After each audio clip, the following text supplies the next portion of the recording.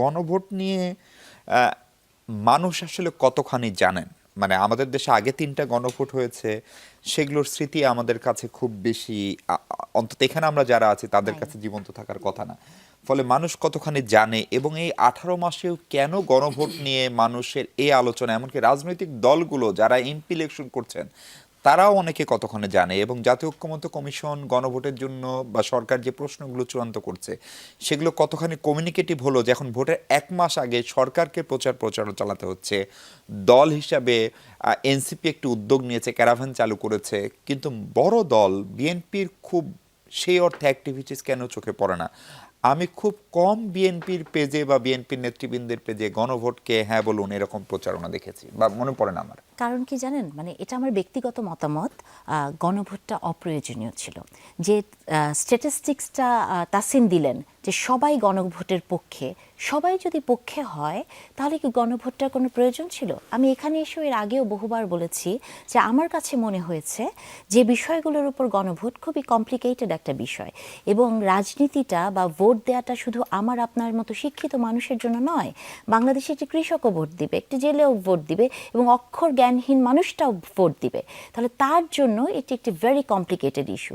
এখন তাসিন যে কথাটি বললেন যে সবাই হ্যাঁ বলছে, সবাই যদি হ্যাঁও বলে আর আপনি যদি গণভোটও করেন, আপনার মনে হয় না যে একটা সরকার কখনো কোনো একটা ভোটের পক্ষে বা বিপক্ষে একটা স্ট্যান্ড নিতে পারে?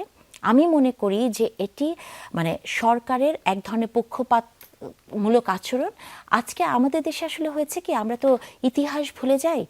ইতিহাসে কিন্তু এগুলোর বিচার হবে মিশু, হয়তো খুব সামনের ভবিষ্যতে হবে না, কিন্তু কোনো না কোনো সময় ইতিহাসের কিন্তু এই প্রশ্নের উত্তর আপনাকে দিতে হবে যে একটি সরকার পক্ষ বা বিপক্ষ করে ক্যাম্পেইন চালাতে পারে কিনা। আমি মনীষা আপার সাথে শতভাগ একমত যে এই যে গণভোটে হ্যাঁ অথবা না, এটা কি সরল রৈখিকভাবে যাবে? আপনার কি মনে হয় পরবর্তী সরকার আসলেও জিনিসগুলো এরকম হবে?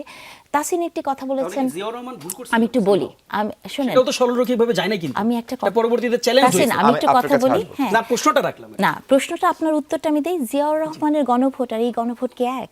যে গণভোটে আপনি বাইনারিতে উত্তর দিতে পারবেন না, প্রশ্ন হচ্ছে এত, মানে হতেও তো পারে না যে কোনো একটি জিনিস আমার অর্ধেক পছন্দ, ওটা কি ছিল হ্যাঁ অথবা না, আপনি তাকে শাসক হিসেবে চান কি চান না? সেটাও তো বিএনপি কমপ্লিকেটেড আমি করলো। শেষ করি। হ্যাঁ, তো তাহলে এটা আর এই গণভোট, ধরুন গণভোট নিয়ে যারা এত কথা বলছে, আমি জানি বিএনপিও গণভোটের কথা বলছে কিন্তু হয়তো ওভাবে প্রচার করছে না, কিন্তু জামাতে ইসলামী গণভোটের যে নারীর যে বিষয়টি আছে সংসদে, বা তাসিন যেটি বললেন, এই কথাটা আমার খুব মানে খুব মজাই লাগলো শুনতে যে ওনারা সাইন করেননি কিন্তু ওনারা কাজ করেন। এটা মানে কি ধরি মাছ না ছুঁই পানি? মানে এটি কি কোনো কথা? যে প্রশ্নটা আপনি বললেন মিশু, যে আপনি চাকরি করবেন কিন্তু অ্যাপয়েন্টমেন্ট লেটার নেবেন না, এটা কি জানেন এটা একটি সুবিধাজনক অবস্থানে থাকা। এই সুবিধাজনক অবস্থানে থাকলে কি হবে, পরবর্তীতে হাওয়া যেদিকে যাবে সেদিকে আপনি উত্তরটি দিতে পারেন আমরা তো সাইন করিনি, অথবা আমরা করতে চেয়েছিলাম, বা আমরা তো এই পক্ষেই ছিলাম, তাই না? রাজনীতিতে কোনো এই মুহূর্তে সুবিধাজনক জায়গায় যাওয়া যাবে না। আপনি যখন রাজনীতি করেন, আপনি যখন একটা আদর্শ মানেন, তখন আপনাকে জনগণের কাছে ক্লিয়ার হতে হবে যে আপনি আসলে কি চান। এবং আমি মনে করি এবারে নির্বাচনটি এমন একটি নির্বাচন, প্রত্যেকটি মানুষকে রাজনৈতিক ইশতেহার দেখে ভোট দিতে হবে, কার ইন্টেনশন কি সেটা বুঝে ভোট দিতে হবে। হ্যাঁ, তো এই ধরনের ডিলেমায় থেকে, দোদুল্যমনতায় থেকে আমি মনে করি না যে রাজনীতি হওয়া উচিত।